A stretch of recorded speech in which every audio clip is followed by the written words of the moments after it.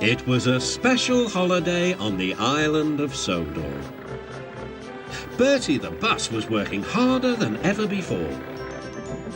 All the engines were busy too.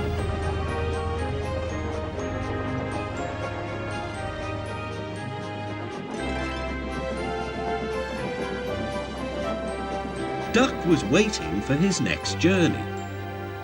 Near him stood a red bus, but he didn't look friendly like Bertie.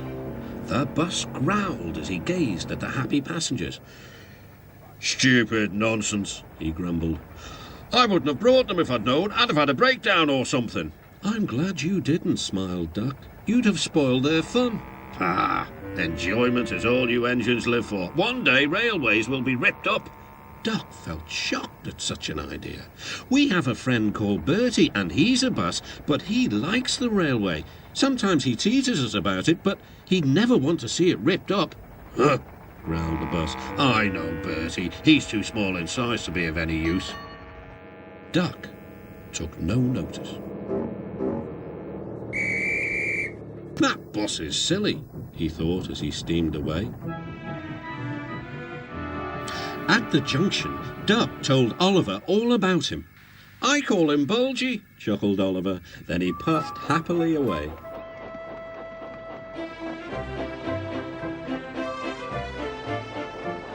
But that afternoon, when the two engines met again, Oliver was no longer laughing. "Bulgy's friend has come," he said. "He's rude too. He's taking Bulgy's passengers home so as to leave Bulgy free to steal ours." "But he can't," objected Doug.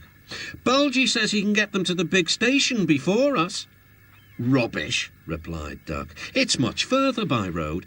"Yes," continued Oliver, "but Bulgy says he knows a shortcut."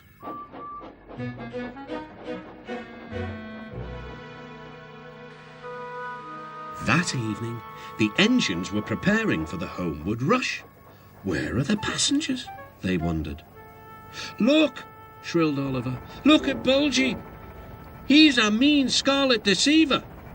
Bulgy was wearing a large sign saying Railway Bus. "Yaboo, Snubs!" he jeered as he roared away. "Come on!" puffed Duck to his coaches. "Let's see what he's up to."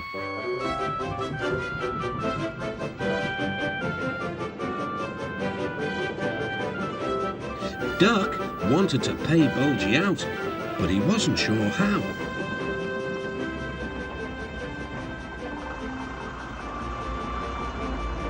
Then, in the distance, Duck saw a man waving a red flag.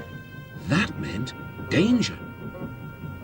The line here crosses a narrow road, and there was Bulgy, wedged firmly under the bridge.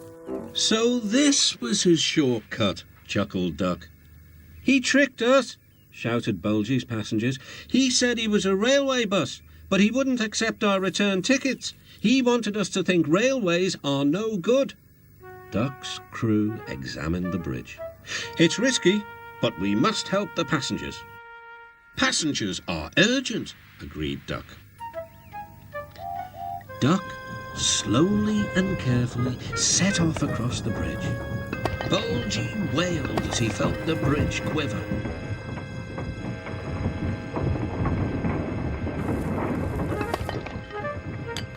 "Stop!" he shouted. "It might fall on me." "That would serve you right for telling lies," said Duck. But the bridge didn't collapse. Duck made good time, and all the passengers caught their trains. The bridge is now mended, but not, unfortunately, Bulgy and his ways. He never learned sense. He's a hen house now, and his lies can do no harm. The hens never listen to them anyway.